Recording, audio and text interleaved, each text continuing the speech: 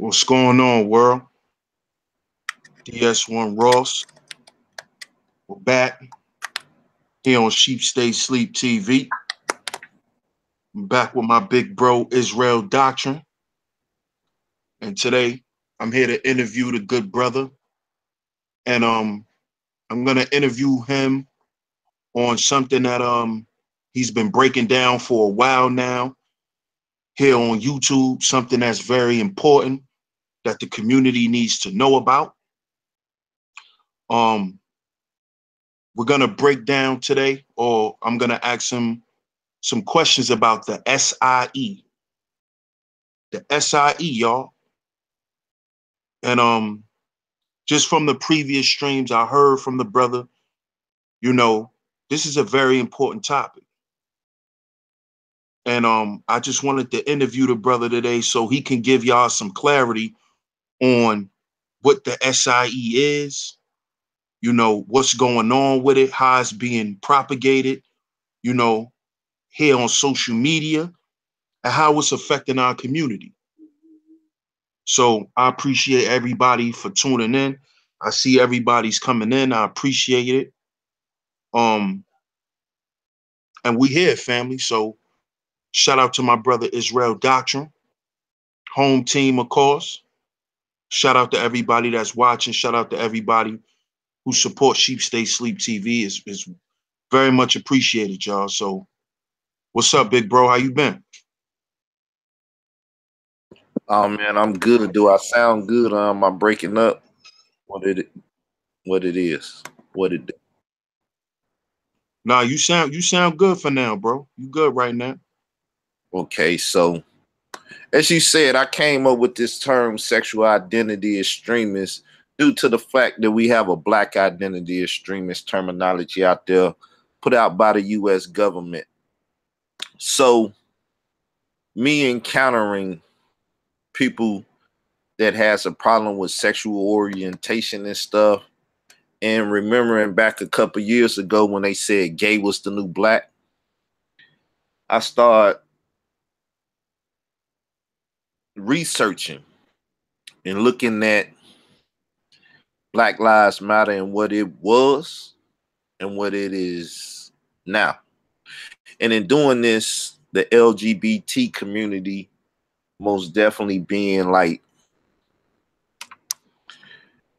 the most powerful force behind Black Lives Matter, this being black, lesbian, gays, transgenders, bisexuals, every acronym for, every letter in LGBT, Q and sometime P being pedophilia. That's the adding of the P. And doing research on this, I come to find that it's two sisters. Y'all can go do the research and stuff. One from LA, one from Canada. Basically spearheaded this whole movement from Canada, LA, and elsewhere. It started with Trayvon Martin being killed by Zimmerman. And somebody wrote a blog and pretty much said Black Lives Matter. And from that, Black Lives Matter was created through a hashtag, so on and so forth. And like I said, remembering back when they were saying gay is the new black, it just put me in the spirit to do more research and stuff, and dealing with the first guy to write the article about the Africa Bambaataa being gay and date rape, Khalil Money, and him being quote unquote the straight advocate for the LGBT hip hop community, Q sometime P community. I had to get into it. I had to study it more and stuff. So I went to Wikipedia and just looked up sexual identity. Some of the things that stood out in this is, sexual orientation or gender identity. These things are being becoming non and void with the the new generation that's coming, you can have a child and they don't have to have a sexual identity on the birth certificate and everything, allowing them to choose their sexual identity or orientation in the future. And when you look at this, sexual identity or orientation is becoming a lot like ethnicity. You know, what's your national origins? What do you claim? Black, white, Hispanic, or whatever on the form when you get ready to do your job applications and stuff. So in doing this, I just put 1 and 2 together. Look, if they got a black identity extremist thing, but then you got blacks that's lesbian, gay, bi, trans, and this and that, and they're advocating about blackness, but they identifying over here for as they gender and stuff, then voila, which one do you go with? Simple as that. So it's a term, and I'm gonna have to I didn't have the internet earlier. Hopefully you can still hear me because I'm clicking on stuff. Can you hear me? Hello? Yeah, you good, bro. We can hear you well. Just let me know if I fall out and stuff too. So I got you. I gotta look this word up again. It's a new one to me. Is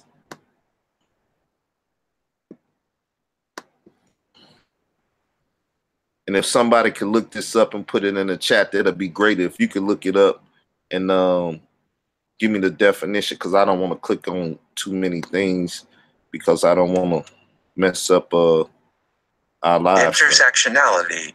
Intersectionality. This is a new term. This is a new term to me. I'll put it in the back check back here so you can see it. Intersectionality. It's a new one, people. This word right here, it blew my mind when I seen it, because like I said, I'm reading articles and I'm dealing with stuff and I see this. So this is one of the sisters that, you know, that's in a relationship with another sister that pretty much pumps and push Black Lives Matter. I'm not gonna call no names and stuff because I don't want to seem like I'm attacking nobody or whatever. You do your own research and you'll get the sisters that we talking about here today. But anyway, what she basically said is one of the many challenges of being an individual in change work, you know, advocating for change and stuff in society, is that people typecast you. You either a race, a race person or a trans person, in the fact that you push race or you push sexual orientation or whatever. I guess that's what the trans is all about. You can look the quote up, you'll find who it is and everything. So when you're trying to make a positive change in the world, which Black Lives Matter, and most people or whatever sexual orientation and stuff, hetero, trans, bi, you know, they're trying to make society, the world better. You know what I'm saying? And from the standpoint of a Khalil Money, he wrote an article and he was talking about how Huey P. Newton, Black Panther back in the day, was saying that this is one of the biggest problems in our community also, because what they do is they take the race and trans and they compare the lack of love, the misuse of the Bible to persecute and oppress these type of people. Now, when you oppress Black people and they speak out and they speak with violence or revolution and things of this nature in an extreme manner, that's Black identity extremists, people that identify as Black and they're very extreme about how they want to liberate themselves and do different things. Where gender identification or sexual identification orientation when they do that, because of their persecution and stuff, which they didn't got over the years, you know, back in the days, if somebody seen you and they thought you was down low or in the closet, or you had feminine traits, or you was too much of a tomboy, you can get ridiculed, oppressed, and different things. They didn't want you in the locker rooms. They didn't want you around them, you know.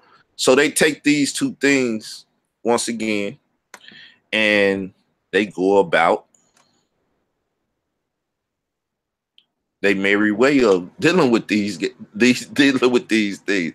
I mean, this is a crazy conversation. I ain't had it in a while, and when I was kind of heated and upset, it flowed a whole lot better. But you know, being relaxed and laid back, you know, with no presentation. I did a presentation on it, but being in a situation with the Wi-Fi, you know, I don't have a presentation, so y'all gotta forgive me.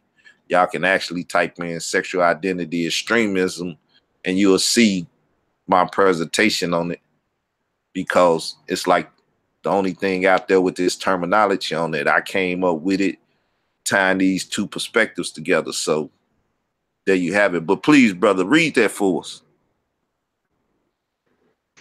It says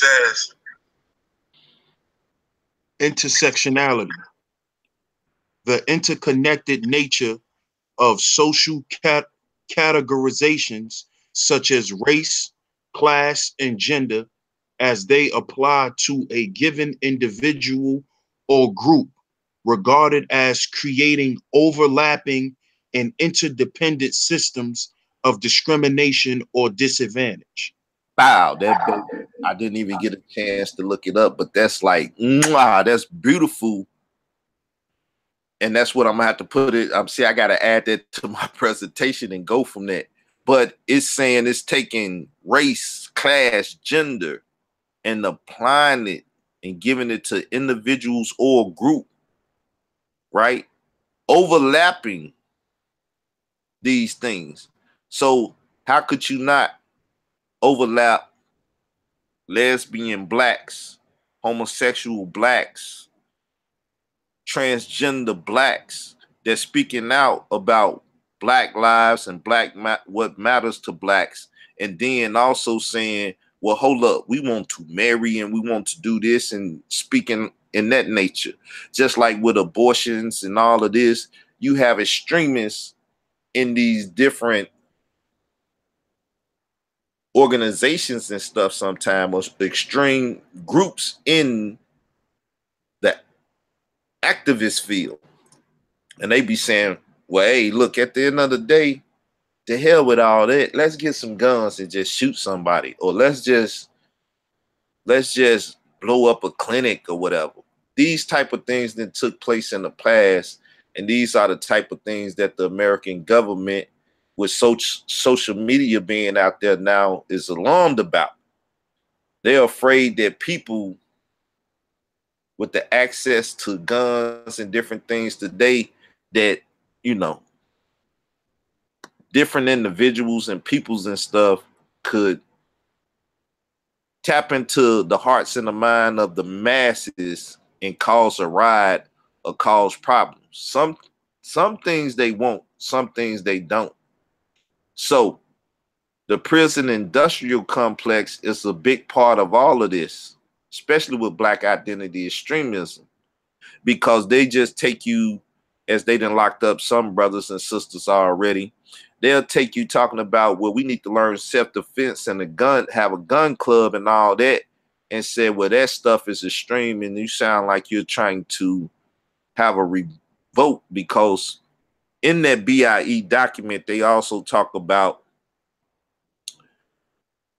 separatists, people that want to separate. So they call it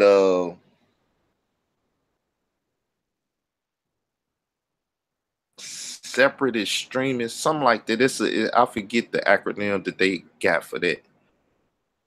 And like I said, I don't want to type on too much, but yeah. So they got the separatist groups that goes into the Moors and the sovereign citizen aspect and everything, and saying they don't want to be Americans and that they don't want to be up under the Constitution and all of these type of things. So now they got separatists. I forget the one in between that. Or those that identify as separatist extreme groups too. So like I said, people, if I had my opportunity to click, I would do it and try to find this stuff for you, but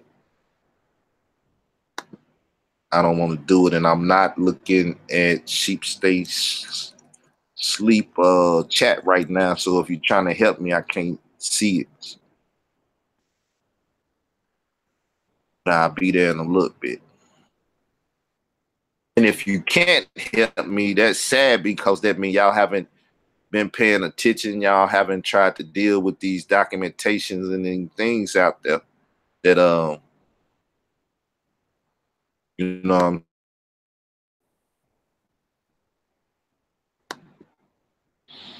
Hey, could you hit me with the link to your channel in the back so I can go and look at the chat?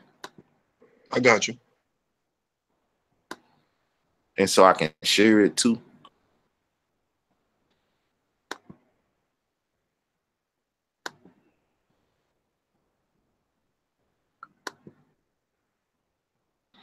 So let me see if I can find some of the terminology.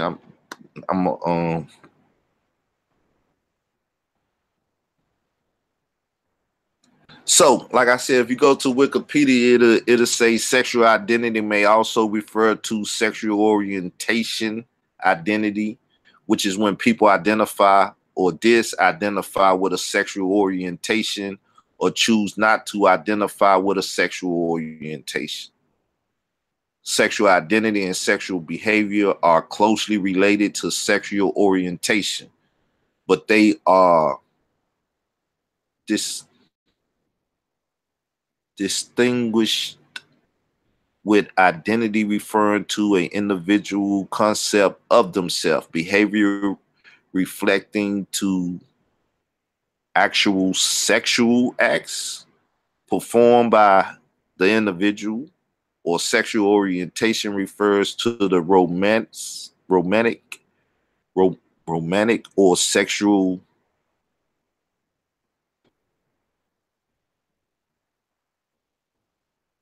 I can't see my stuff on the screen. Attraction towards persons or of the opposite sex or gender, the same sex or gender, to both sex or more than one gender, or to no one, or they don't even deal with it at all.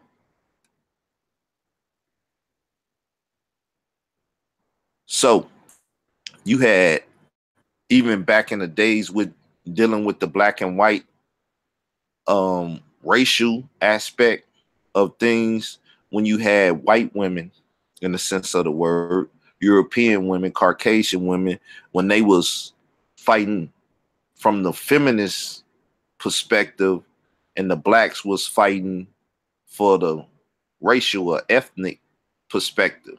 They were saying our gender is a female, so we can't vote like the blacks can't vote. We can't do this like the blacks can't do that, right?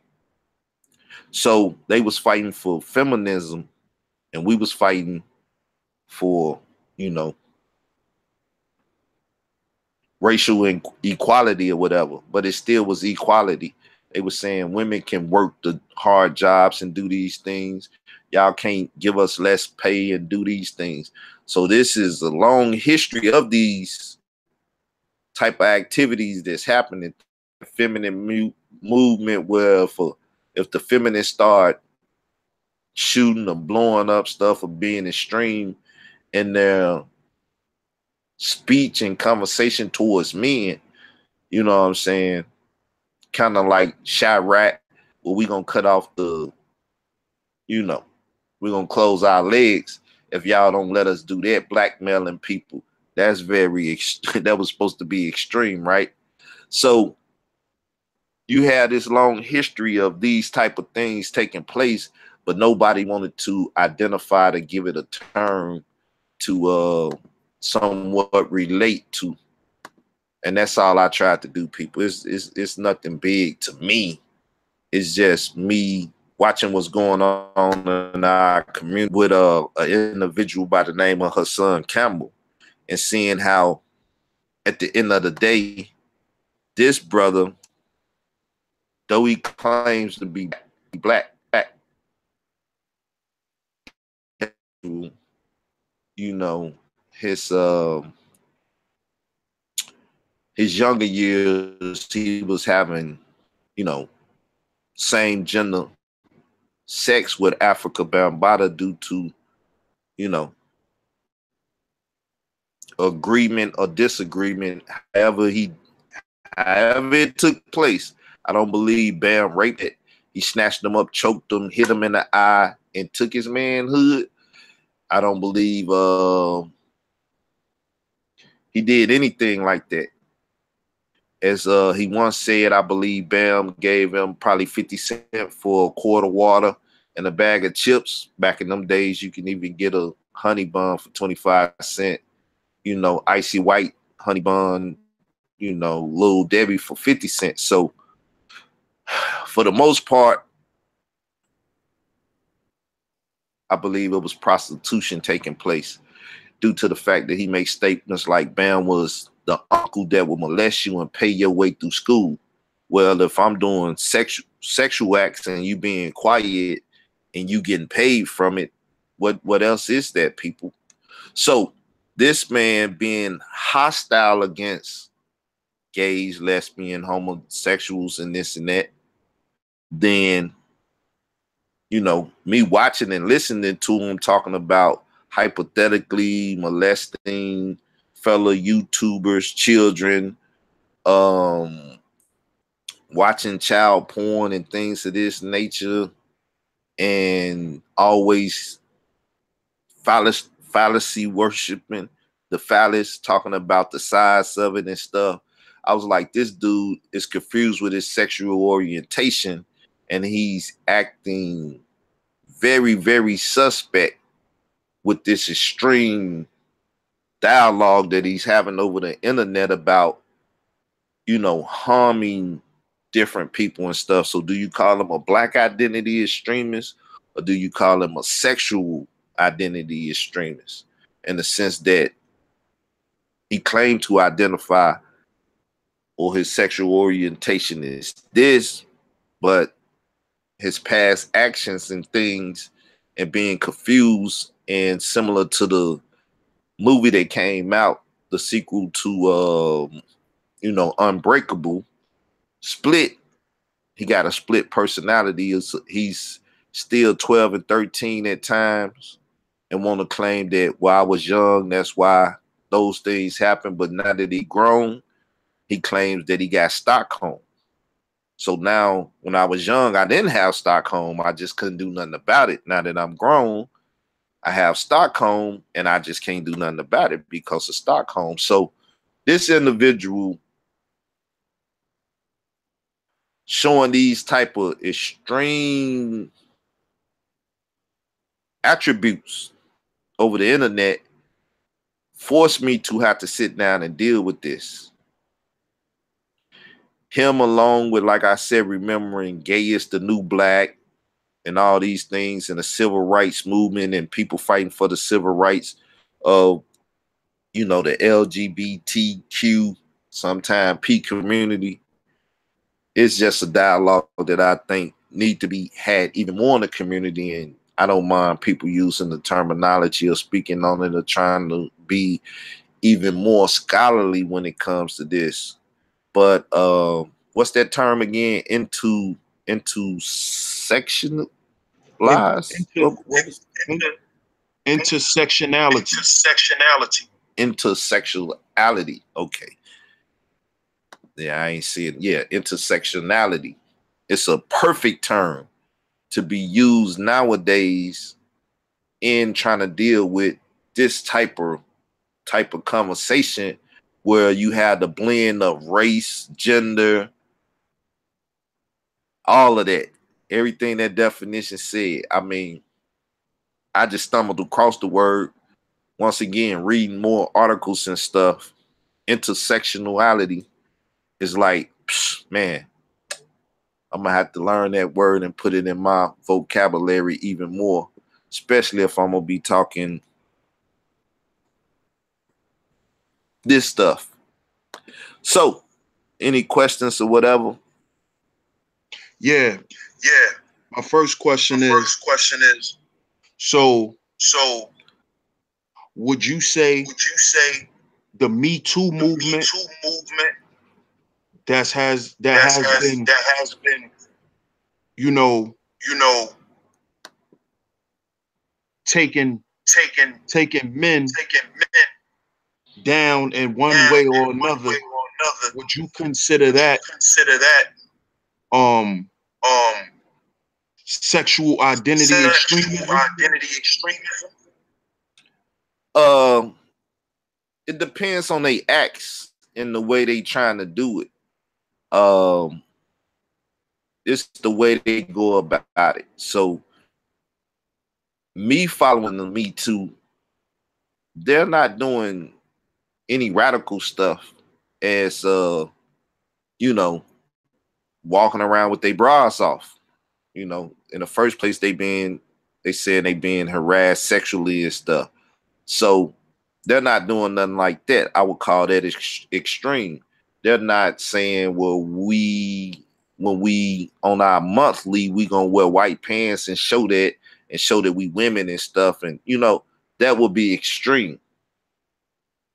Identifying as a woman and saying that we're not being treated right, and we're gonna do these things to show our body or show ourselves as women, then I'll be like, they're a little extreme in their, in their approach and stuff. Now, there's other activists and stuff out there that do that type of thing. You know what I'm saying? Run around with their breasts, like men can take their shirt off. We're gonna take our shirt off too. You know, equality around here, and wear white pants when they on their monthly. That, so it always is dictated as sexual identity extremism if they're doing this extreme things like black identity extremism. You can identify as black, you can identify as any orientation you want, but when you become extreme in your conversations, your actions and stuff, then you become one that they want to watch. You get your name put on the watch list. You know what I'm saying? So I haven't seen any of them extreme in their actions. But if they turn that way, it was the same thing with Black Lives Matter. Nobody had a problem with Black Lives Matter when it first came out. And then as their, counterparts and different people that was affiliated with them became more extreme in their views and their, their manner of addressing certain things, then was like, oh, these people have turned through and became a little radical and stuff.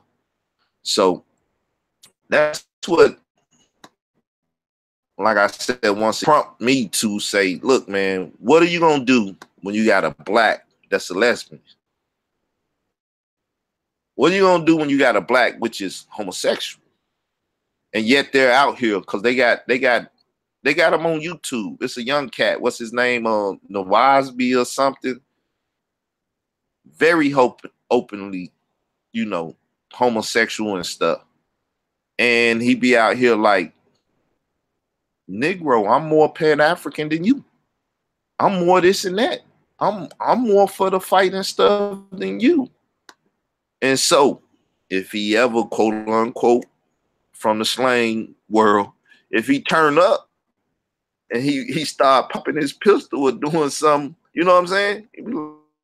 That dude a G. He really revolutionary, but gangster. Yet he's an open homosexual. You got a dude that Polite wanted to debate one time by the name of Kylo Mango or something like that. I forget how you say his name because I ain't tried to pronounce it in the wild, but he used to be on News One with Roland Martin or whatever. So it is what it is. Like I said, if they ever turn up and become extreme in their conversation, but they identify as that, then that's the basic form of saying, you know what I'm saying, Puerto Rican identity extremist, because he identifies Puerto Rican and he being extreme. African American extremists, you know what I'm saying? It don't matter what you identify as long as you're not extreme. Homosexual extremists. So. Okay. And I asked that. It's an echo, bro. Can you mute yourself? Yeah, I asked that because I remember a couple of years ago, they tried to come out with a law. I'm not sure if it was just New York, but they was trying to say that you know, men that holler at women in the street a certain way, they was trying to say that, you know, they tried to actually ban that men couldn't talk to women in the street. And they tried to make it seem like it was a male issue, that, you know, men don't know how to approach women in the street, and, you know, we're being abused, and, you know, things like this. And I found that to be, you know, a bit extreme. And I feel like that's what the Me Too movement is pushing to. It's not just the fact that, you know, that a lot of those women have issues and things that actually happen to them, because I do believe, you know, a lot of those women were assaulted. But I think they're pushing it as this is a problem with men. They're trying to classify men as just being a certain way. And all men are not like that. And I find that to be extreme. And that's why, you know, that's why I asked you that question, because, you know, this is what they're trying to propagate, that it's a problem with men in society, that men are animals. Men don't know how to do things. And, you know, it's a man issue, you know, and I find that to be extreme. So could you break it down to like the very simplest form, because you breaking up a little bit on my end due to that Wi-Fi issue, but can you break it down to like the simplicity of it? Basically, they're trying to say that it's an issue that they have with men, and men are too aggressive. You know, men are too rough, and men don't know how to deal with women in the manner that they want to be dealt with. And that there should be laws, you know, built to where men shouldn't be able to do certain things to women. And they tried to push that with the stop the street harassment thing. That's what they were calling it, street harassment. Because men Yeah, well, that's holler. heterosexual. That's heterosexual extremists. You can't just grab a woman on the ass. That's being extreme. You can say, "How you doing, sister? You know, man, God bless you with a nice curvy body." They'll say that's pretty much overboard, depending on if they're a lesbian or if they orientation and stuff. And then they don't like men, so they don't want a compliment from a man talking about their body is lovely and stuff. So on the man's part, they saying you being extreme and you going too far. If you grab my tail or if you grope me and this and that, this is the Me Too thing. If you give me unwanted advances and stuff, if you whistling on the hey mama, hey, can I get some, you know, head? That's extreme. Because you would say, "How you doing, sister? You look nice and everything, man. I'd love to take you out." Woo woo. And then if she look and say she interested, or she, you know, her orientation ain't this, then those things can proceed on because it's mutual interest there. But if you grab her by the arm, now you're being extreme. Now, if the women of Me Too says will take a knife and stab him when he do that, or hit him with some pepper spray and then kick him and start saying when they do that, you do these extreme actions because they did that, then now you're getting into the Me Too crowd being extreme. This is where you have Martin Luther King said we're going to have a peaceful protest and just sit down at the counter and we're going to ask for our civil rights. Now, if they shoot us, beat us, hang us, and do that, because of that, we haven't been extreme and did nothing wrong. We non-violent. They the one violent. They're the one going to the extreme measures. See? So when you talk in extremities, then you gotta look at it from that point of view.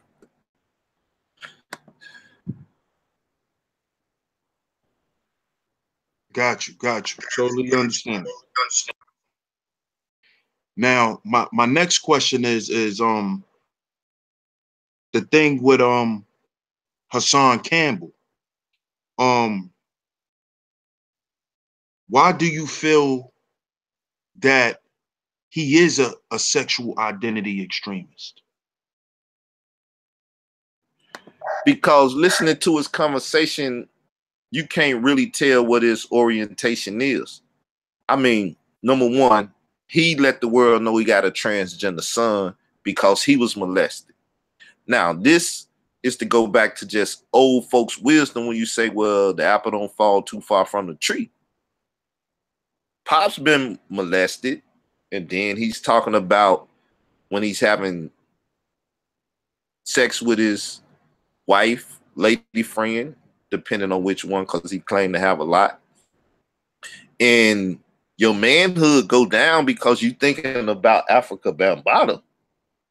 It's like, man, you got a voluptuous woman in front of you, breasts and butt, and for JJ, as they like to say, what the hell your thing doing going down and you thinking about a man?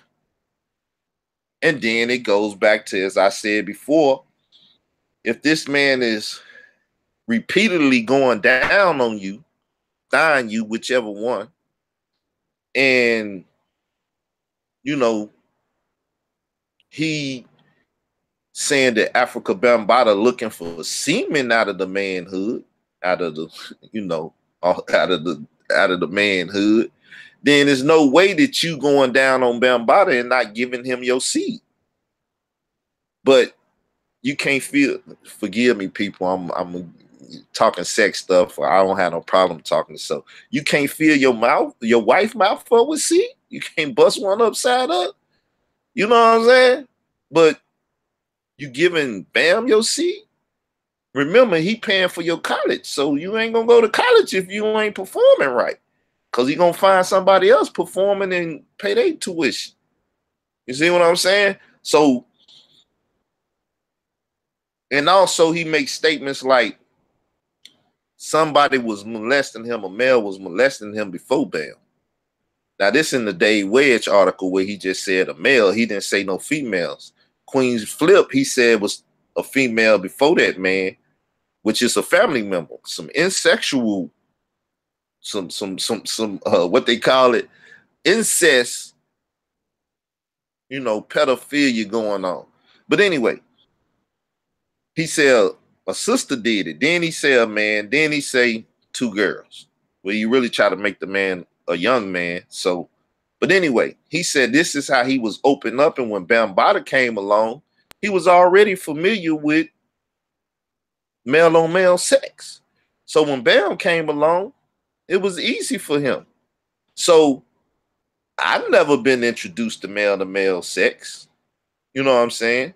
I don't think at whatever age I would have been cool with male to male sex. At 9 years old, I seen porn and I knew it was a male and a female, and his so-and-so going her so-and-so. I knew this at 9 years old. So never would I have been comfortable with male on male sex to the point where someone can come every other week, every other day, twice a day, a week, or whatever they sexual hunger is, and try to get my semen or thigh me or whatever. You know what I'm saying? So my thing is, I believe on the low, he's he might be bisexual or whatever, and trying to cover up from his sexual orientation by having a bunch of women and a bunch of babies and stuff to say, nah, that ain't me. But at the same time, you know, he always talking about the phallus and, you know, a 12-inch, a 13-inch. And it's like, who? I mean, you know, I don't think the average black guy, we ain't even going to talk about another nationality, right? Because they say, you know, the curse of Ham supposed to give us elongated phalluses and stuff, right? So I don't even think the average black man walking around with 12, 13, just sitting in his underwear. And it's like, man, why you always, you know, talking about 12 and 13 inches and all of this? It's similar to a brother used to be with the Hebrew War Machine by the name of Michael Evers, which is known as the RBG Hebrew now. He used to have dick pics like crazy. I mean, we would be in the back chat or be on Facebook, and he would just be posting up dick pics. And it's like, okay, we know the Comedics worship the phallus, but why you got so many phalluses? I mean, where you going to get these things and stuff to post these pictures? So when someone is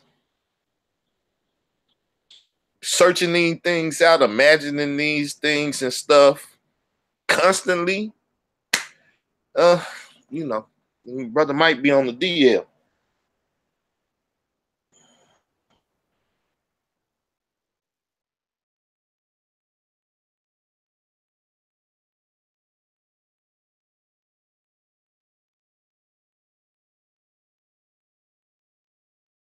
So I'm gonna leave it there for a question. Because I don't know what else to say. You know, I'll be going overboard sometimes. So keep me kind of focused and, you know. I got you. I got you. So, based on the definition of, you know, the sexual identity extremism, how do you feel that plays a part in, you know, the communication or the lack of communication between us black people in this community? Because a lot of people look down on people for their sexual orientation. So how do you feel like that, you know, that plays a part dealing with how we communicate with each other? Yeah, it's always played a part. I mean, I used to be a youth that would see a brother that was soft and had a broken wrist, you know, like Fred Sanford used to do, shake the wrist and stuff.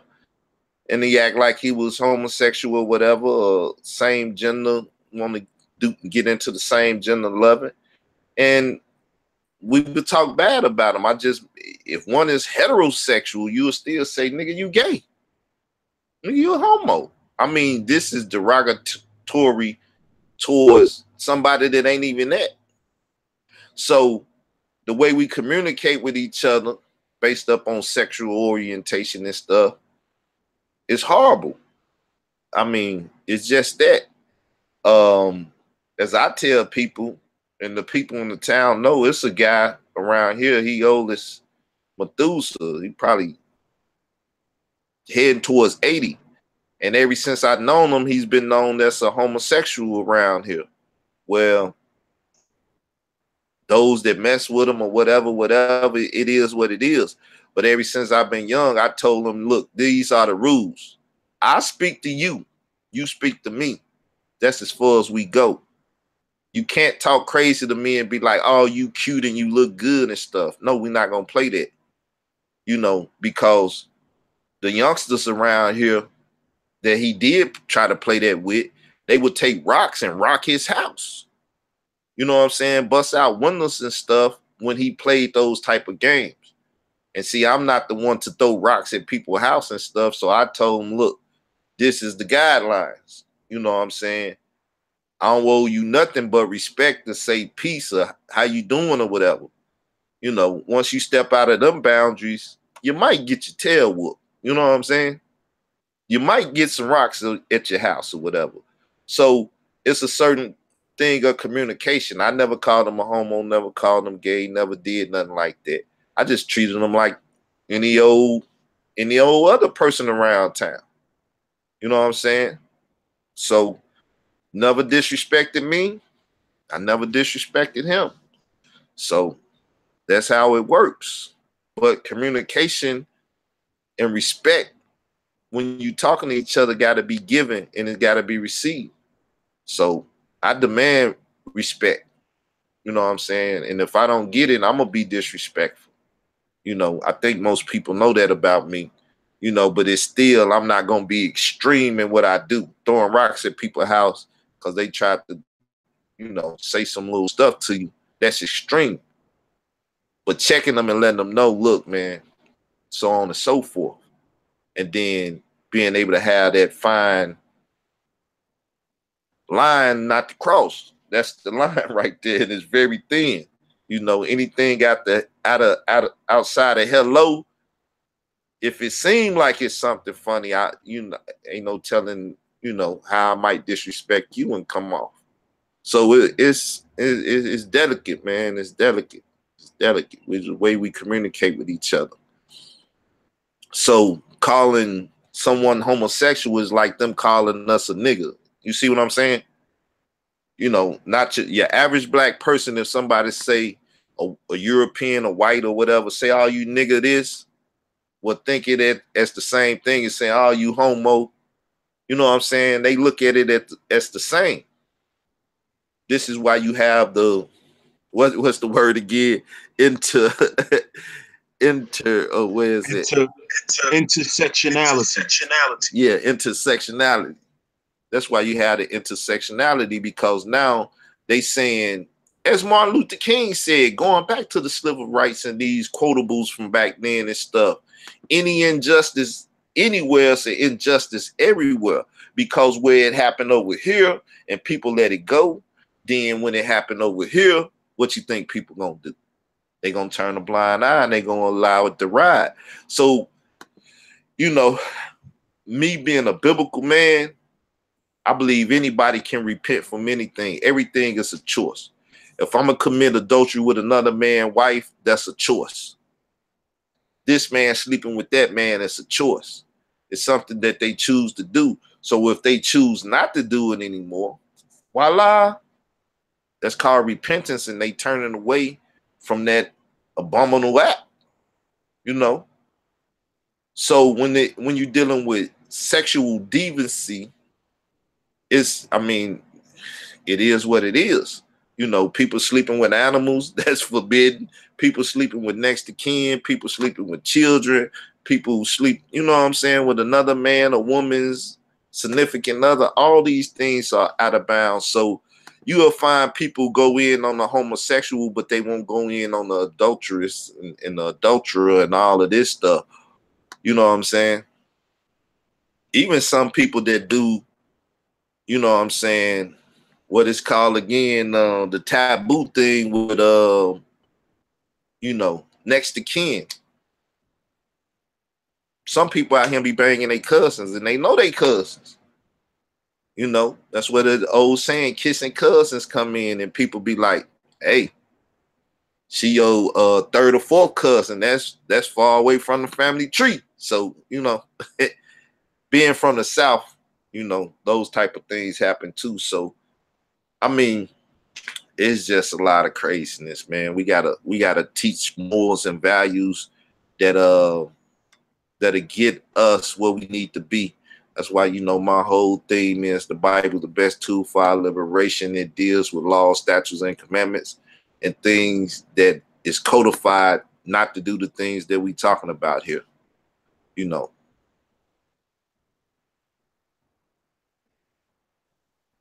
Cool.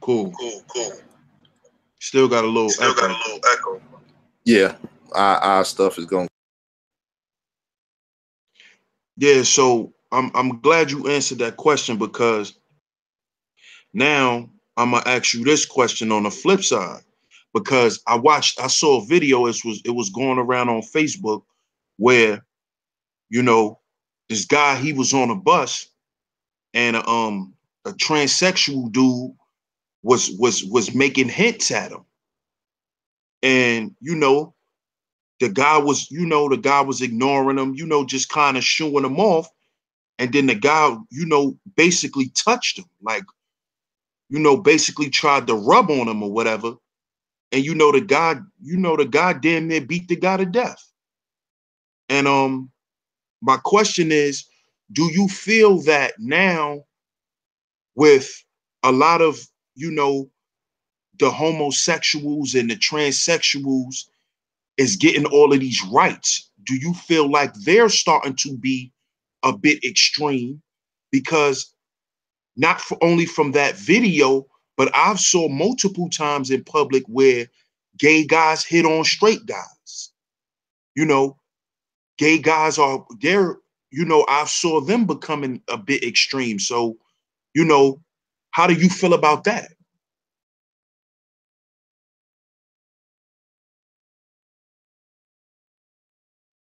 Well, like I said, that goes back to the gentleman I was talking about in this town. Now, in Chicago, I done been at the YMCA back in the day, in the 90s, around 20 and all of that. And, people talking about they having dreams about you and stuff. And it's like, check yourself. Because that's the harsh reality of it. That even though a man is heterosexual and shouldn't or don't think that way or whatever, like that's presented to you and in your face, then once again, they go back to choices. You see what I'm saying? So you have these things like in, San Francisco and stuff, and even in porn shops and stuff in America today, where they got glory holes in there and this and that, and all these things always happen. So for people that don't know, never happened to me.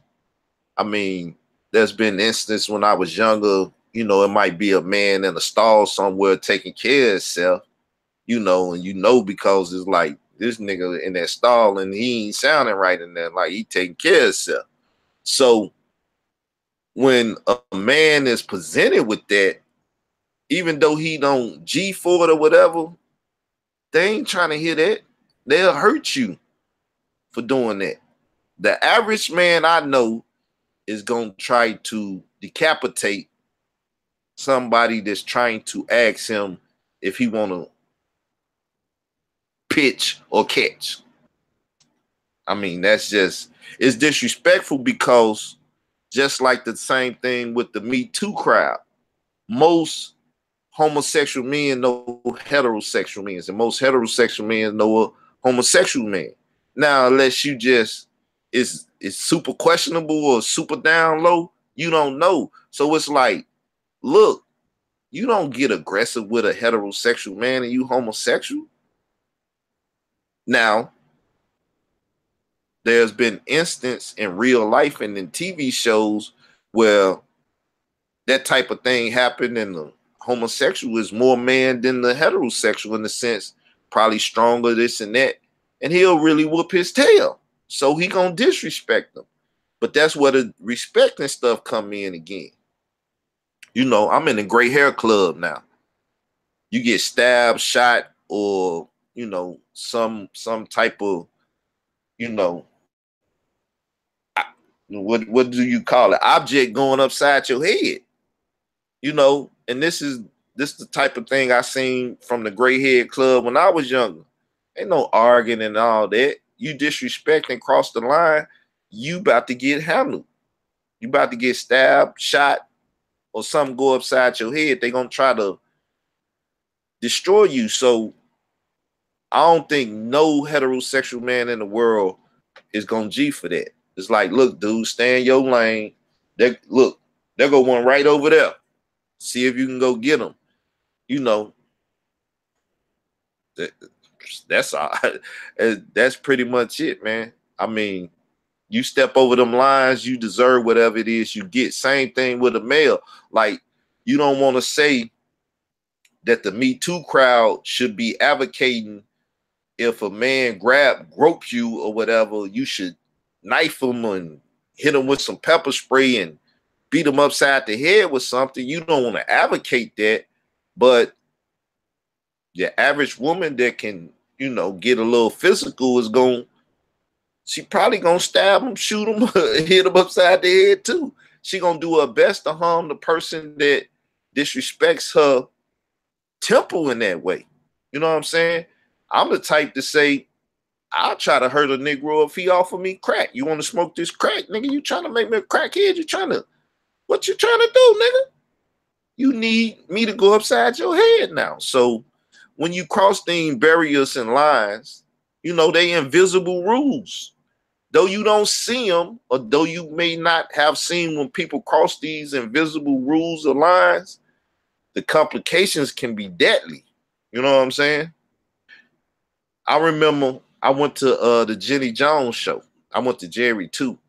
But I went to Jenny's around the time that they were saying she had a show where it was a homosexual guys. They had crush on heterosexual guys, but they was afraid to tell them. And she brought these guests on, and dude didn't know dude was gay like that. And he told them that, and he was embarrassed and shamed.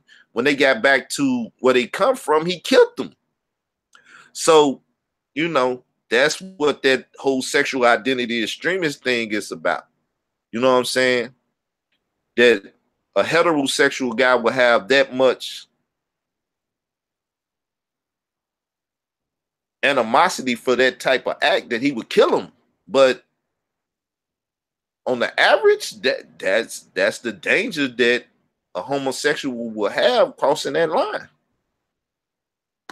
because it's just that real.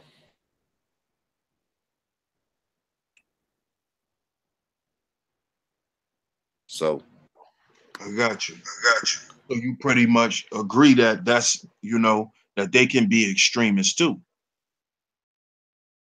Yeah, I mean, once again, extreme is just based up on what a person do. If a homosexual man grab a heterosexual man in the butt, that's extreme, just like the heterosexual man grabbing a woman in the butt or in the crotch or whatever.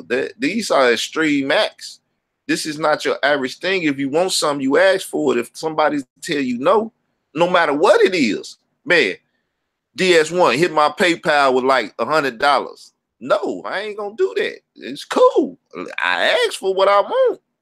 You know, hey, my thing when I was younger, I used to say, messing with a female, do I got the green light? If you said no, you got a red light, that means don't go. If you say, well, you in the yellow light, then okay, I'm gonna be cautious. Just let me know when the green light come on so I can get busy. You know what I'm saying? But you ask for you ask for what you want, you know? And it's steps to things. So you say, can we go out? Okay, we going out. And you say this, can I have a kiss? And this, that, or whatever. Is rules to this thing, you know, and there's levels to it. That's always in the sexual thing. This is the same thing where you can end up being called out for rape. You know what I'm saying? As a youngster, you know, you out with a girl and you trying to feel on her and doing stuff, and she's saying stop, and you not stopping, whether penetration or not, you know, you're a little too aggressive and extreme in your actions. You said this nigga tried to rape me. So we always got to be mindful of that. We got to teach our children of that. You have to teach the children, as I said a couple times, even not even dealing with sexual things. No mean no. If you ask me something and I tell you no, don't ask me, well, why you say no and this? Look, Negro, smack your lips and look, I said no. No mean no. I don't have to give you no excuse. I gave you your answer. Get your tail on. But these are the lessons and things that we didn't forget in this world today. We didn't forget in society today. And these are the things that we should be teaching the children, but since we forgot it, the children ain't getting the lessons. If you ain't got nothing good to say, don't say nothing at all. People don't use these things no more. They don't say them no more. So these are lessons that we lacking. You know, ain't nobody trying to go meet the girl mother and father. And that mother and father don't know your mother and father and this and that because we're not a close-knit community no more. I remember my very first girlfriend, I had to go and talk to the daddy. I had to go talk to her father. She was a little church girl, wore skirts, no pants. I remember she used to try to take pictures with pants to see how she would look and all that. But they were strict. So she already had a baby and everything, though. I still went the old-fashioned way, like, what's up, old school? Yeah, let me holler at your daughter. This, you know what I'm saying? So they knew if she stayed out late, who she was with and my family and all of these things. But, you know, people don't do these type of stuff no more because there ain't no fathers in the house. These things are, you know, I'm 41 and they considered old-fashioned. So, damn. I'm glad you brought that up. Let me mute. I'm glad you brought that up because that was my next question too. How do we teach this to our youth? Because, you know, nowadays, I'm gonna say the youth are more sexually expressive. You know, they're coming out early and saying they bisexual. They coming out early and saying they're homosexual, they transgender. Or some of them are just saying they don't even classify themselves from or have an agenda or whatever. So, you know, how do we communicate this message to the youth to help them? Because a lot of, you know, a lot of bullying goes on because of, you know, sexual preference that goes on in school a lot, you know, especially with the youth. Well, we got to go old school again. No sex till you marry. I mean, I'm not down with men marrying men and women marrying women, but no sex till you marry.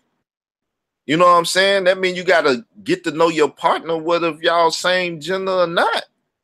You see what I'm saying? But if you young and you saying you got to be at least grown to start having sex and then you need to be married, then you putting a halt on sexual activity for a certain period of time. So you shouldn't have no sexual problems unless somebody raping somebody or molesting someone, because you dealing with a certain age bracket and different stuff in married folks. They marrying male and male now, female and female. I mean, shit, shouldn't be no sex outside the marriage bed. Then you cut down on all this sexual activity. So the opportunity to say, well, he raped me because he was trying to get some and we ain't married and we at this young age, or we at this certain age and we ain't married. Yeah, he tried to rape you because it's known that you shouldn't do those things until you married. So then once again, you get to know the person that you about to have sex with. It's a difference between sex and love. You only make love with a person you intimate with. And the only way you could be intimate with them is to sit back, talk, see what you like and stuff. A person that know themselves and a person that know themselves tell people how to relate to them. You know what I'm saying? I'm ticklish here, so don't tickle me. I'm this and that. Or, you know, if I'm sitting back chilling and you do this and that, you're going to turn me on sexually. So, you know what I'm saying? If you don't want to turn me on, don't do this. And you know what I'm saying? Now I'm talking heterosexual stuff. I'm not talking about that other stuff, though it might relate to that too. You know what I'm saying? But barriers, man, you got to have rules and regulations, and you got to move certain way. When you learn these type of things, then it comes real easy. But, you know, we not having any conversations. We not having group convos about this. We not dialoguing about this. And every time I didn't try to get on YouTube and talk sexual stuff, you know, they be like, ah, you too strong, you too honest and truthful with, you know, those conversations.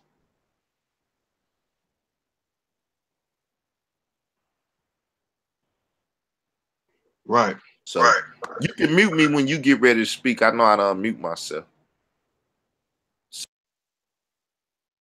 Okay, cool. But yeah, I definitely agree. You know, I definitely agree because you know, a lot of, you know, especially like in New York and stuff like that, there's a lot of young men and women that push the LGBT because they feel like they're being protected. You know, they feel like they're being protected from bullying and they have a place to go as an outreach and get help. So I definitely agree. It definitely needs to start at home with us, you know, having open dialogue about sex and you know your child's sexuality and their sexual preference. I believe a lot of times too why a lot of these children hide their sexual preference is because a lot of their parents didn't even ask them, you know, if they like men or women or if they like both. You know, a lot of us as parents just tell our children not to have sex because we don't want children to be born. You know, Yeah, but so when you say like, what are you talking about? Because if you ain't had sex, how you gonna say, well, I like having sex with this gender, or I like having sex with that gender? You see what I'm saying? You gotta keep sex out of the whole thing. And if you ain't never had sex, like I always tell people, until I had it, I thought I knew what it was. Even if I was 9, 10, calling myself, pleasing myself by watching porn. I didn't know what it was to actually do. And the first time it was like crazy. And I'm the type of person that be like, I ask women, you know, just out of the blue, like, what was your first time like? Was you was with somebody experienced and you had a good pleasurable, or you was with somebody that didn't know nothing? Because it's a lot of women's, they virgins, they sleeping with some dude that don't know what he doing, but he done penetrated enough and ejaculated and they pregnant. They very first time having sex, they didn't enjoy it and they ended up pregnant. You know what I'm saying?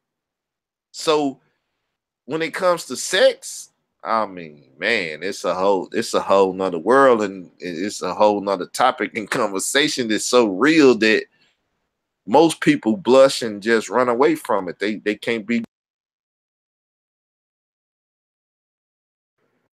yeah, and you know, I don't think that conversation should be taboo. I think that that's a conversation that should be had because if a young male or woman is watching porn at a certain age, they already know what they like, even if they never had sex. If a boy is watching, you know, male and female porn, he likes women. Nah, that's not necessarily true. If we gonna Well, keep it real, it's not necessarily true, because when it comes to our bodies, right, and being stimulated, it all has to do with imagination. This is where you can watch TV, imagine you with that person on the screen and get yourself off. Or that person ain't got to be there and you can have a picture and get yourself off. That ain't even got to happen. You just imagine the person that you want to be with and get yourself off. It's the same for male and females. Women have dildos at home. Most of them do. They got vibrators at home, especially if they're around 40, 50 and this and that, and they ain't got no man and stuff, unless they just out there like that. Most of them take care of themselves like most men take care of themselves, but people won't want to talk about they're afraid to touch themselves and this and that. That's those that don't get sexually frustrated and they have something religious or something that tells them that they shouldn't be imagining people and doing these type of things. But most people don't have that stop. They don't have no biblical text or nothing or no spirituality to tell them they shouldn't be just sitting back imagining people and doing that. But you have people that go with people or married, they could be having sex with the person in the room, and in their head they having sex with somebody else because they're just using their body as the stimulation to get them off. But this is where you have people saying the wrong name in the bedroom because really they having sex with Renee over here or Sally over here, and they in the bed with this person though. And then they like imagining who they want to be with to get themselves off with a person that they probably don't even want to be with. So when it comes to this thing, imagination has a lot to do with it because you can stimulate yourself without anybody there, you know.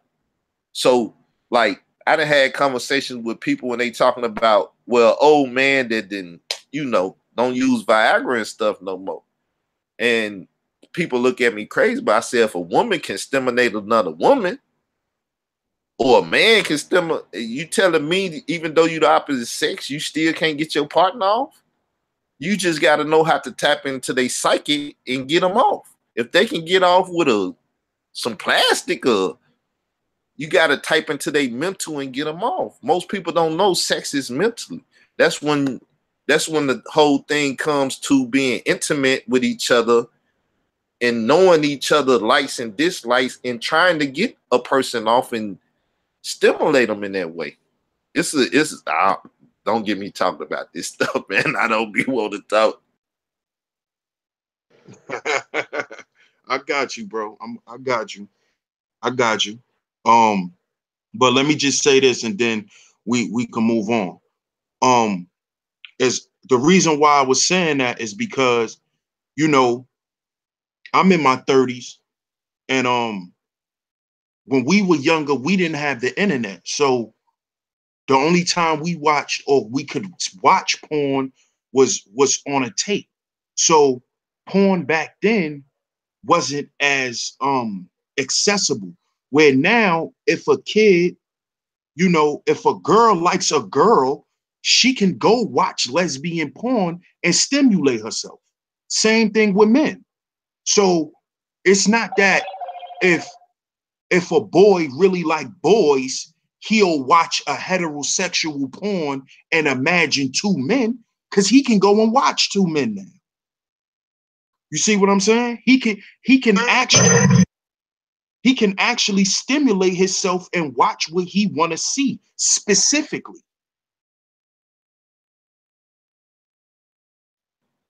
Yeah, but don't think that, as I was just saying, a homosexual male didn't have, if like my man that played in Friday, if he thought about Tupac, he didn't have a Tupac poster, a picture saying, "Oh, Tupac."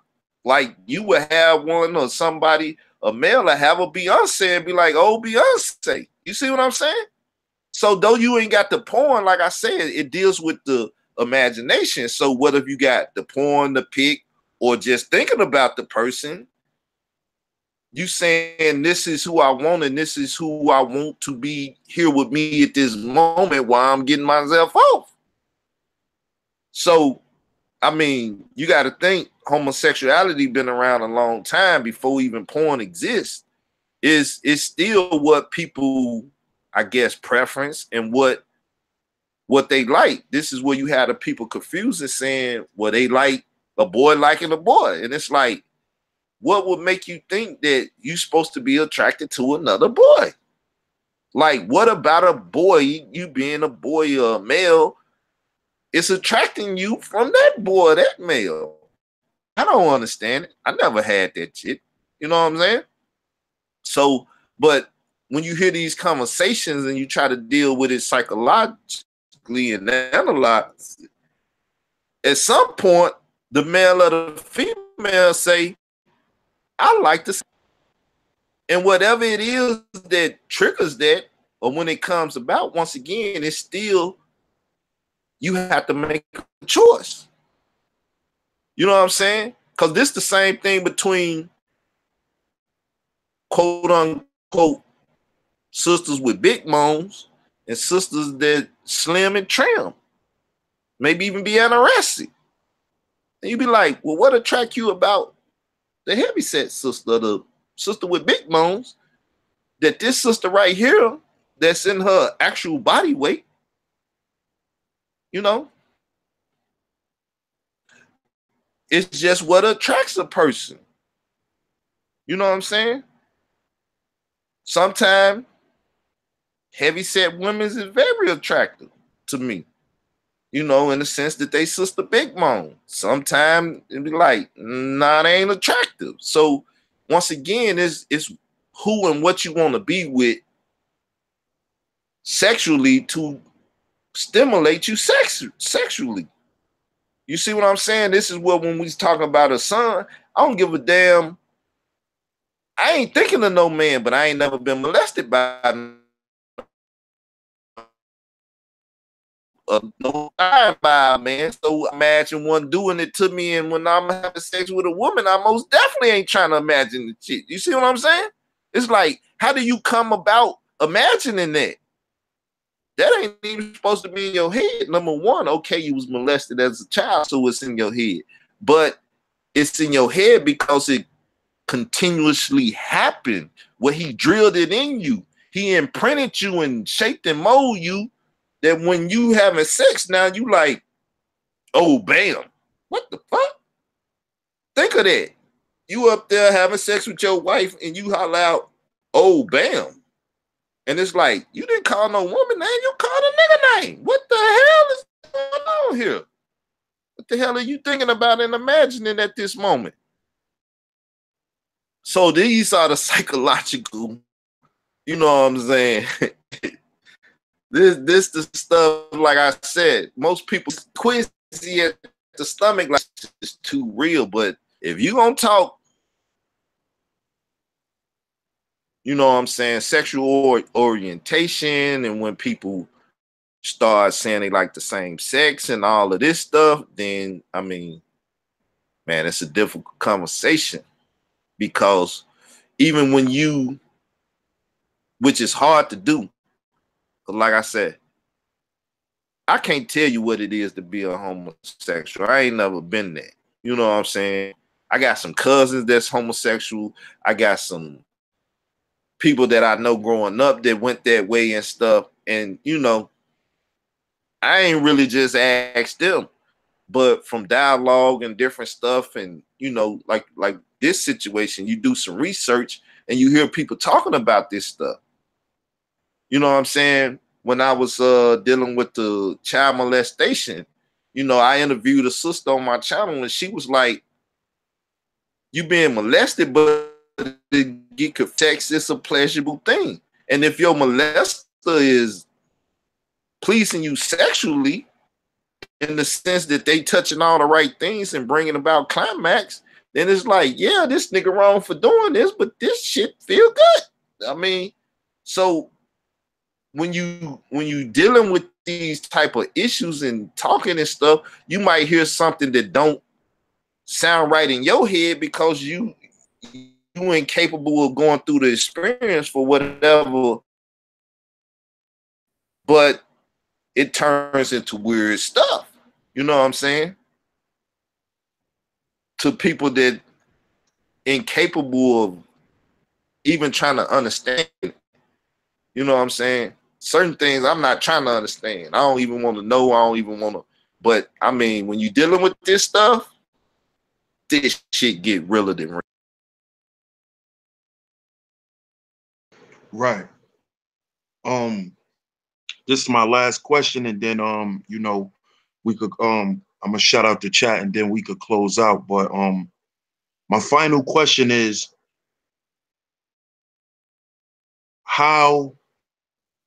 what is the effect of Hassan Campbell and his sexual identity extremist behavior? How is it really affecting our community? And why is he being, you know, promoted and propped up so high, you know, and he's promoting this extremist behavior?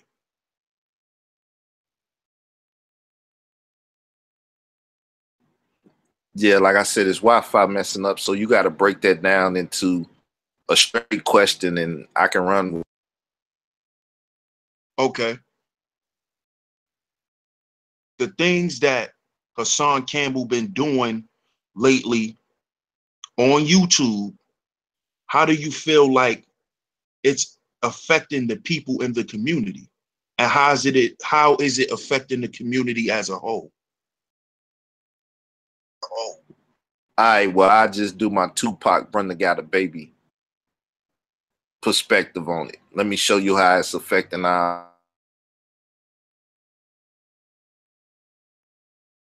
You're breaking up.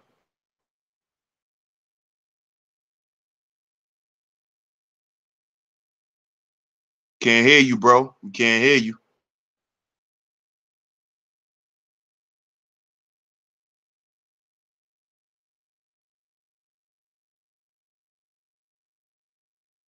You there, bro? We can't hear you.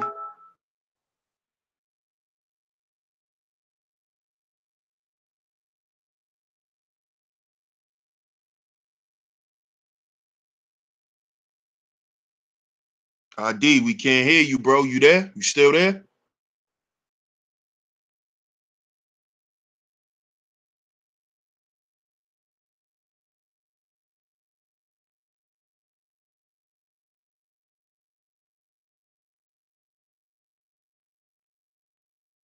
Okay, okay. ID dropped out real quick. Waiting for him to get back on. But shout out to everybody in the chat, man. Good looking for coming through and showing love. Appreciate it. You back, bro? I looked like it was trying to cut out on us at the. But okay, once again, can you hear me? Yeah, you good. All right, so I'm on my Tupac Brother Got a Baby. Let me show you how it affects our whole community, right? So them coming out talking about it make people have to deal with it, right? But the biggest problem with him coming out and Ron Savage is they didn't mention the boy that previously was talked about from April the 1st, 2013, that was date rape and stabbed Bambaataa, and Bambaataa put a hit out on him. That with him coming out, right? Not that he's shamed that this happened and all of this and stuff that he say about the problem with coming out and why he was embarrassed and stuff.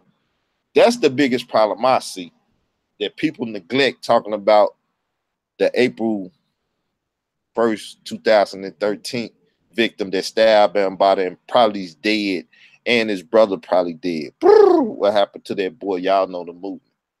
Now, that affects the community because we didn't get to hear and deal with that conversation. We had to deal with their molestation. Okay. So now, in dealing with that,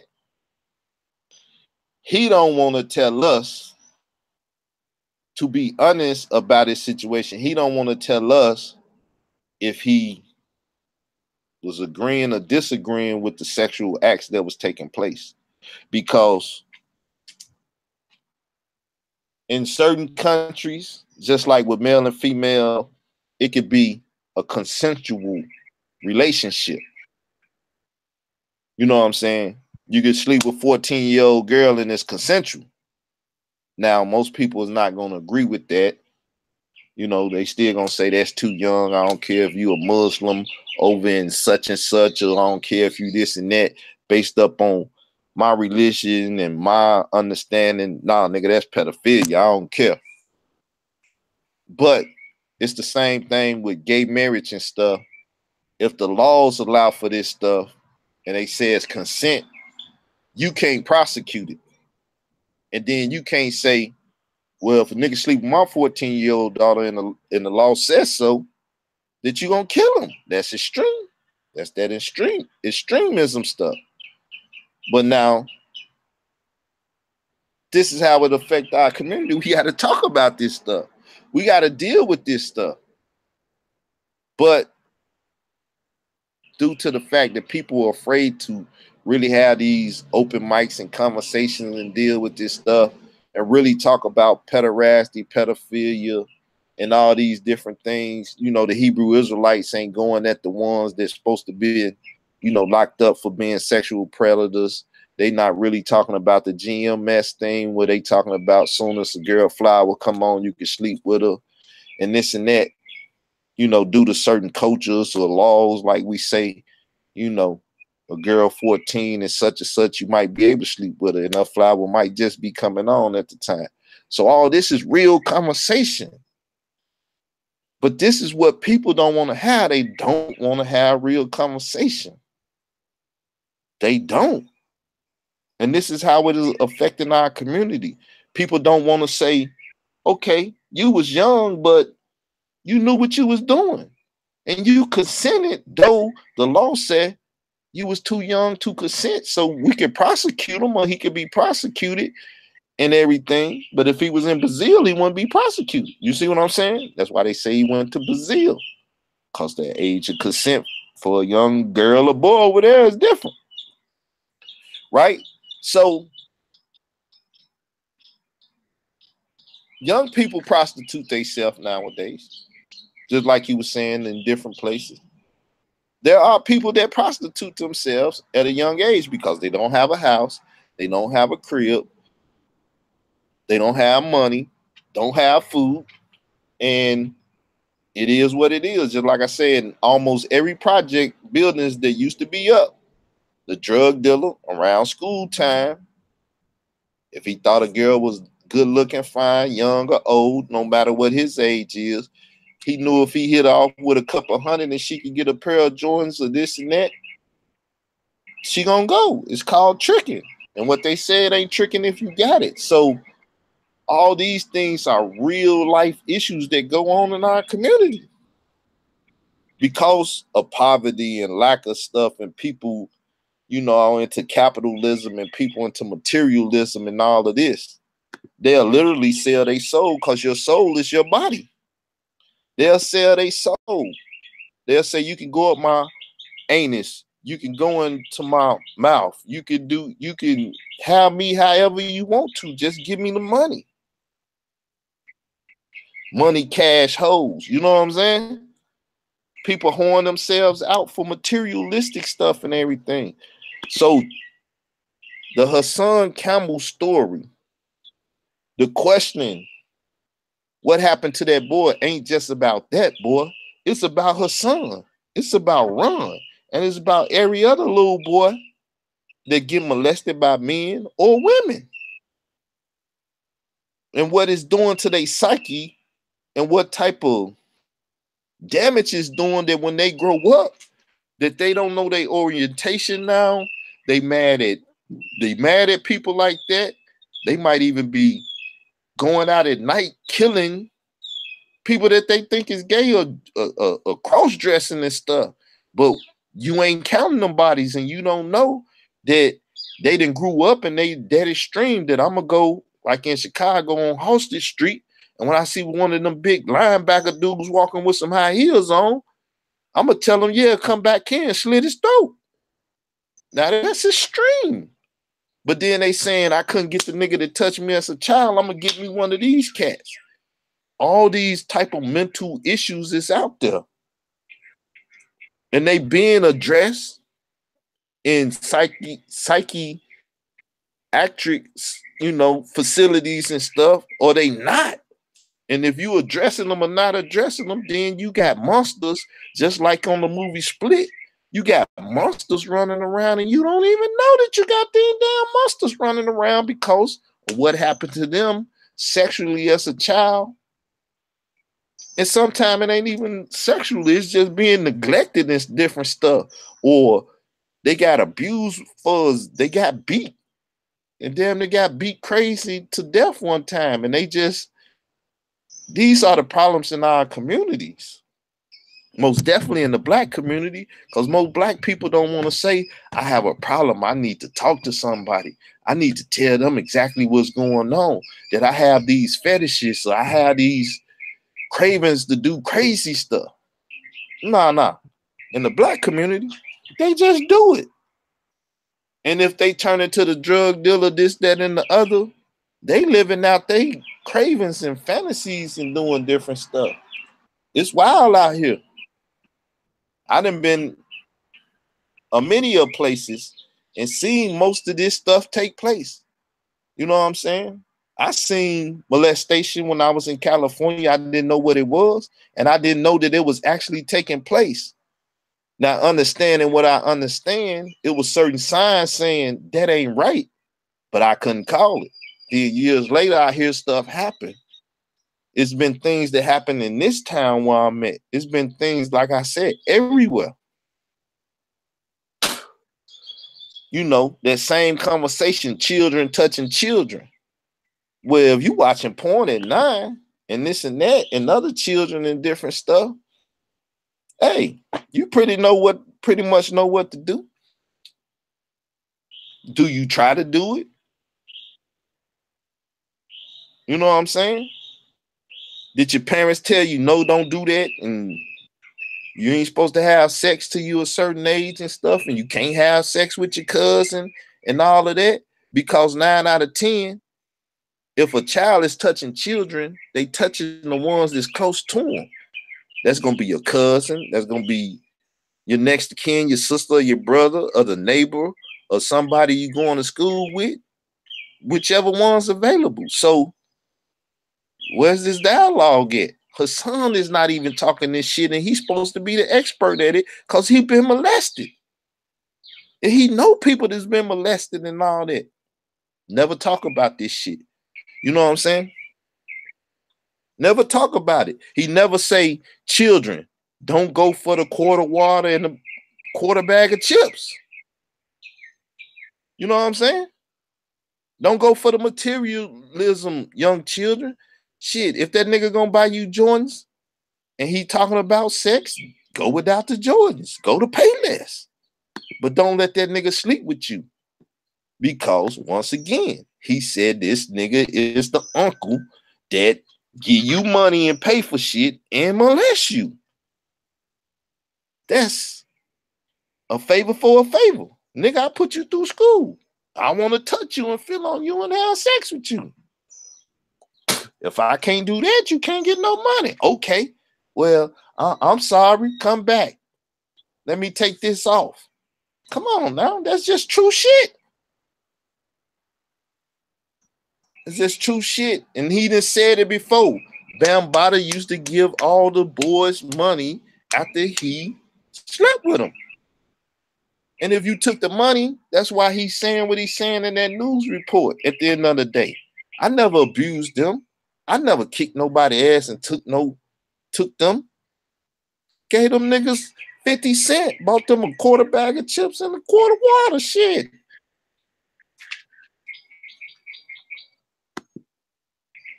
And her son had plenty of quarter waters and chips. He took care of him and his mother. So now we got a psychotic ass split personality that's 14 and 41 and whatever else that's out here willing to rape other YouTuber children, hypothetically, sitting around watching child porn, lying about they trying to get some evidence to say, well, this the dude and this the house and this and that. Nigga, when they make furniture, say like you got Rent-A-Center. Rent-A-Center deals with a certain furniture company. So all Rent-A-Centers have the same fucking furniture. In Arkansas, New York, shit, Seattle, California, Nebraska, Oklahoma, they got all the same damn furniture. When they made one piece, they didn't stop. They sent them to all the Rent-A-Centers. So anybody that's renting this stereo or whatever that comes from the same company, how you gonna know exactly who house that is? That's the same way you look at certain baby pictures from the 70s and 80s, and you like, oh shit, they got the same background in your baby picture in Chicago as the same background as the nigga baby picture in Arkansas. The photographers had the same background. So nigga don't know if you was in Chicago when you got the baby picture taken in Arkansas. This nigga watched it. He said you could see her face. He made hand gestures saying he had his hand on her head, making it go up and down. Nigga, how you know all this? You watched that porn, nigga, and you knew that was a child. 5 to 7, you knew that was a child. You not supposed to watch child porn. Now it's mistakenly if you watch, and she says she 18, but she's 17. She says she 18, but she's 16. But shit, you looking at a 5 or 7-year-old, and you see when you look at the thumb tag that it's a 5 and 7-year-old, and you want to see the shit, nigga, you sick.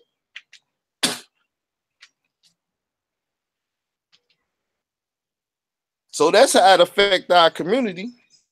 We have a psychotic ass YouTuber that's out here doing and saying all kind of stuff on YouTube, and you can't flag him and you can't stop him. He's that powerful. He done had powerful YouTubers and different stuff lend them their energy and their fan base and stuff, and ain't no telling where he might take us. As I did the video this morning, he comparing the Holocaust and slavery for the black Holocaust, and saying that the Jews is better than us and stuff because he hate black people because black people making fun of him and doing different. Come on, man, this dude is psychotic. That's how it's, you know what I'm saying? He's talking about our sisters that's heavily melanated like they pieces of stuff because of red bone privileges. I'm saying red bone because he was Bam's red bone. Light-skinned nigga. You know what I'm saying? You know how they be saying black dudes in style now, light-skinned dudes in style? Or people they like the dark-skinned woman or the light-skinned woman, you know? They always doing the division thing. Young, old, fat, skinny, light brown. You know what I'm saying? So he's just playing with all those Hegelian dialects and stuff, you know. But this nigga went with the Holocaust. Jews are better than blacks. They make blacks look bad. That's how it affects our community. And this is crazy.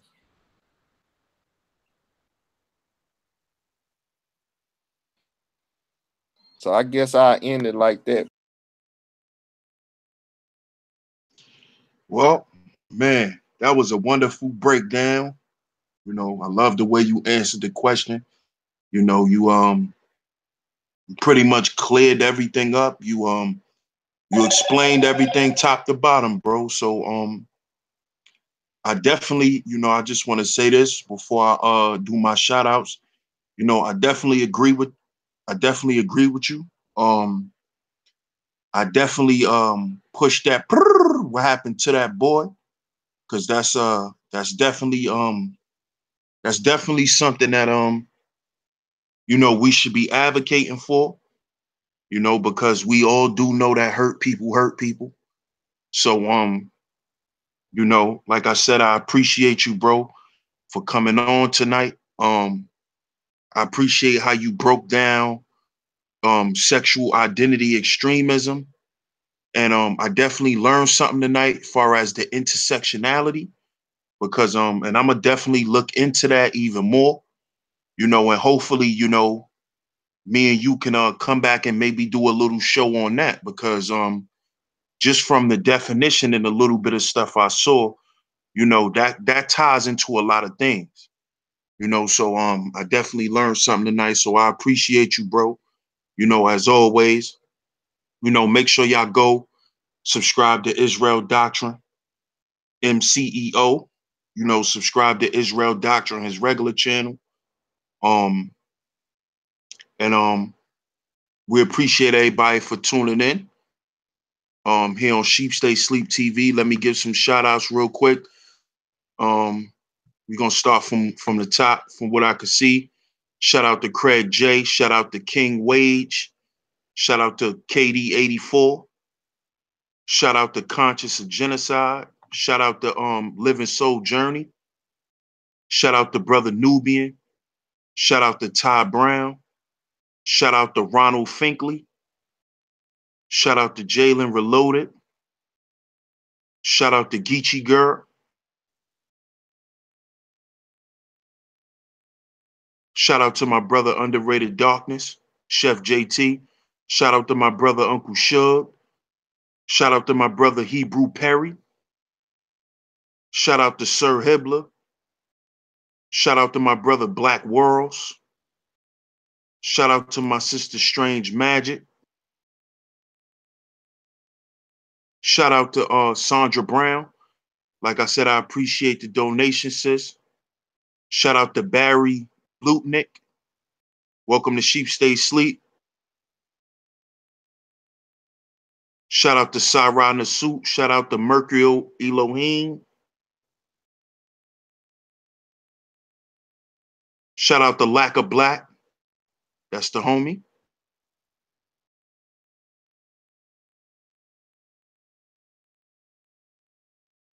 Shout out to Zeus Flippy. Shout out to Rising Star.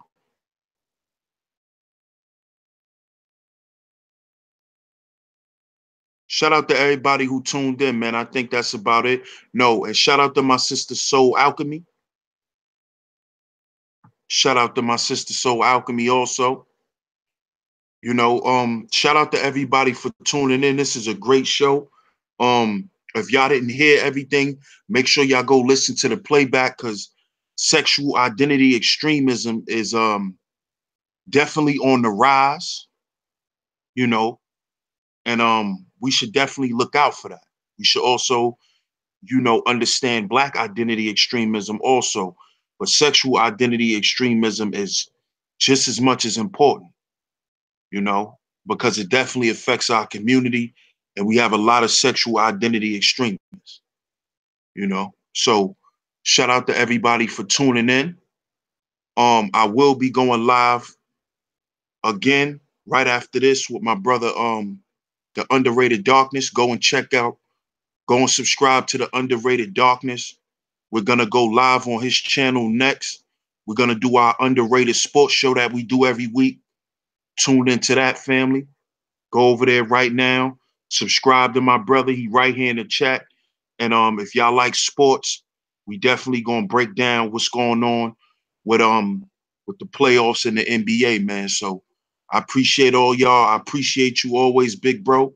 It's always a pleasure, man. Hopefully, like I said, we could come back and get into this intersectionality whenever you get a chance. Yeah, like I said, I was working on the PowerPoint and stuff, and I wanted to be a little bit more scholarly and stuff like the last one, but I didn't want to repeat what I already did. So anytime you want to do it, man, and like I said, I got to get this in there. I gotta go read some more articles and stuff about this, because it's a new trend that's up on us that we don't even know about. I mean, if I would have read that article and been doing my research, I'd have been ignorant, and then I couldn't pass along the little, you know, just the vocabulary term that I ran across. So that's what it's about, man. You know, it's old school. Each one teach one, you know, and pass it along. It's all about the next generation, baby. You gotta gain something and lead them something, you know. Indeed, indeed, man. Indeed. So we definitely gonna chop it up about that. And like I said, shout out to everybody who tuned in, and make sure y'all like, share, and subscribe. If you haven't subscribed yet, subscribe to each other, stay in tune. I'm your host, DS1 Ross. You just tuned in to Sheep Stay Sleep TV. And we out of here, y'all. Yeah, Peace. peace to everybody. Much love.